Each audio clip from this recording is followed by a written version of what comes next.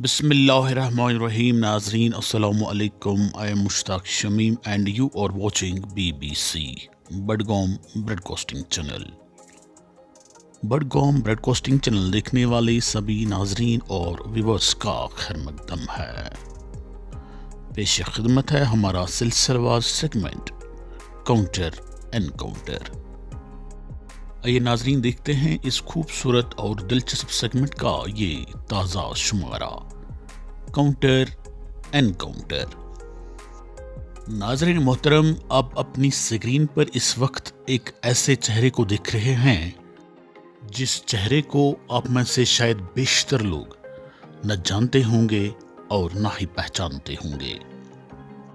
ये शख्स और इस शख्स जैसे और बहुत सारे अशखास फिल वक्त जम्मू से लेकर कश्मीर तक अपने चेहरों पर एक नया मेकअप लगाकर एक नए किरदार में हमारे सामने आने की कोशिश में लगे हुए हैं। शायद आप मेरी बात को समझ नहीं पाए, मैं आपको समझाने की कोशिश करता हूं, लेकिन उससे पहले आप इस शख्स का वो स्टेटमेंट सुन लीजिएगा जो इसने गुज़िश्ता दिनों प्रेस के नाम जारी कर दिया है। आइए सुनते हैं।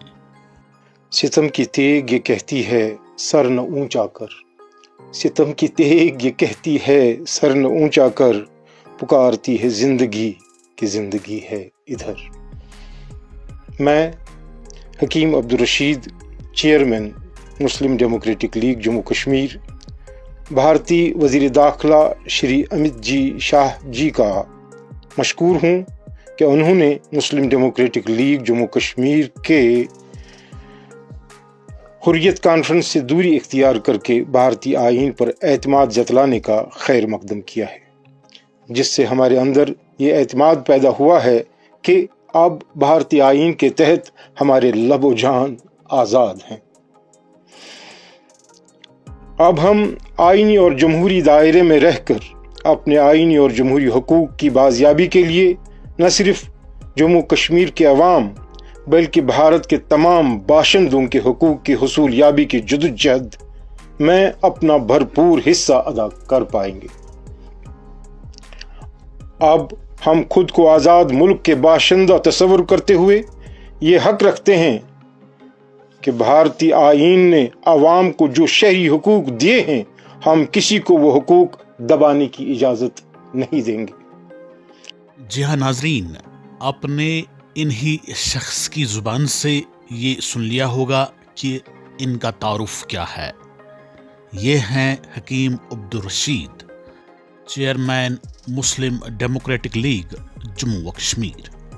इन्होंने हालांकि मुख्तसर अल्फाज में ही अपना तारुफ दे दिया है, लेकिन इन मुख्तसर अल्फाज में इनका तारुफ काफ़ी नहीं है। इनका तारुफ बहुत बड़ा और बहुत लंबा है। उस तारुफ को लिखने के लिए 5-10 पन्नों की ज़रूरत पड़ सकती है। जी हाँ नाजरीन, हकीम अब्दुल रशीद साहब का ताल्लुक कश्मीर वादी से है और इनका नाम उन चंद शातिर मुसलमानों की फहरिस्त में शामिल है जिन्होंने इस वादी जन्नत को जहन्नमज़ार बनाने में एक अहम किरदार अदा किया था।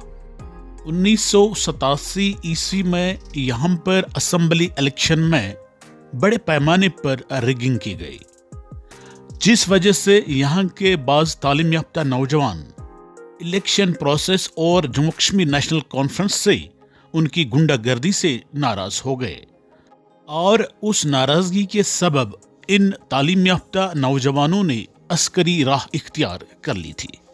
अस्करी राह इख्तियार करने वाले उन नौजवानों की तादाद ज़्यादा नहीं थी, बल्कि वो कुछ चंद गिने चुने नौजवान ही थे। अगर उस वक्त यहाँ के बाइख्तियार बासलाहियत सियासी, समाजी और मजहबी लीडरों ने उन नौजवानों को समझाने की कोशिश की होती, उनको इस अस्करी राह से बाज रखने की कोशिश की होती, तो शायद गुज़श्ता 30 बरसों के दौरान जम्मू से लेकर कश्मीर तक जो यहाँ पर तबाही और बर्बादी हुई, जो यहाँ पर हजारों की तादाद में नौजवान मर्गजारों की जीनत बन गए, जो यहाँ पर सैकड़ों की तादाद में माँ बहनें विधवा हो गई, जो यहाँ पर हजारों की तादाद में बच्चे यतीम हो गए, जो यहाँ पर हजारों की तादाद में अकलियती फिरके से ताल्लुक रखने वाले परिवार नकल मकानी करने के लिए मजबूर हो गए। शायद ऐसा नहीं हुआ होता।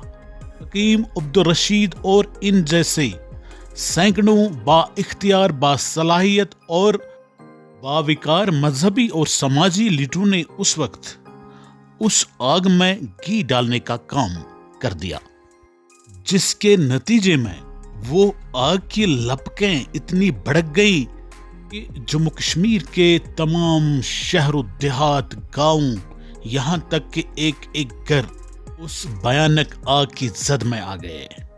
हकीम अब्दुल रशीद और इन जैसे बेशुमार लीडरों ने, जिन्होंने उस वक्त उस आग पर काबू पाने की कोशिश नहीं की, बल्कि उस आग को ज्यादा से ज्यादा भड़काने की खातिर उसमें घी डालते रहे, इनकी चांदी ही चांदी हो गई। इन्होंने अपने दुकान पाकिस्तान में खोल दिए, आजाद कश्मीर में खोल दिए, जम्मू कश्मीर में खोल दिए, और इन अपने अपने दुकानों के तिजारती मराकज के अलग अलग खूबसूरत नाम रख दिए। फिर अपने तुजारत को दुआम बख्शने के लिए अपने इन तुजारती मराकज और दुकानों को तहफ़्फ़ुज़ फराहम करने के लिए उन्होंने एक यूनियन बना दी, और उस यूनियन का नाम उन्होंने रख दिया हुर्रियत कॉन्फ्रेंस। खुद तो ये लोग इन दुकानों और तुजारती मराकज के मालिक बन बैठे और मजदूरों का काम सौंपा गरीब बच्चों को, यतीम बच्चों को, नादार बच्चों को। इन गरीब, नादार और यतीम बच्चों को मजदूरी भी नहीं देते थे ये लोग, बल्कि उनको मजदूरी के नाम पर जन्नत के बाग और जन्नत की हूरें दिखा रहे थे। यहां तक कि जन्नत के बाग और जन्नत की हूरें पाने के लिए उनको मर मिटने के लिए तैयार किया जाता था। इन शातिर लोगों का ये शातिराना तुजारत 30-32 साल तक जारी रहा, और इस दौरान उन्होंने लाखों, करोड़ों और अरबों रुपए की जायदाद इकट्ठा करने में कामयाबी हासिल कर ली। अपने बच्चों को आला से आला तालीम दिलाने और उनको आला से आला सरकारी नौकरियां फराहम करने में भी ये लोग कामयाब हो गए। जबकि गरीब, नादार और यतीम बच्चे या तो मरगुजारों की जीनत बन चुके हैं, या फिर उनको जेल की तंग और तारीख कोठरियों में सड़ने के लिए छोड़ दिया गया है।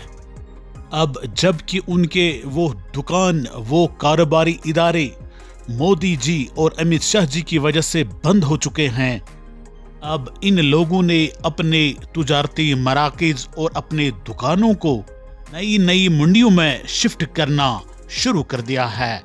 इन नई तुजारती मंडियों में अपने दुकान और अपने तुजारती मराकज कायम करने के लिए अब ये शातिर लोग एक नई चाल चल रहे हैं, और वो चाल ये है कि वो मरकजी सरकार के सामने सरेंडर कर रहे हैं, पुराने गुनाहों की माफ़ी मांग रहे हैं, और ये कह रहे हैं कि हम अब तक भटके हुए लोग थे, अभी तक हम गुनाहगार थे और गुनाहगारी कर रहे थे, अब हम सुधर चुके हैं, अब हम कौमी दायरे में वापस आना चाहते हैं, और मोदी जी और शाह साहब के कदमों पर ये अपना सर रखकर माफ़ी मांग रहे हैं, अपनी नाक रगड़ रहे हैं।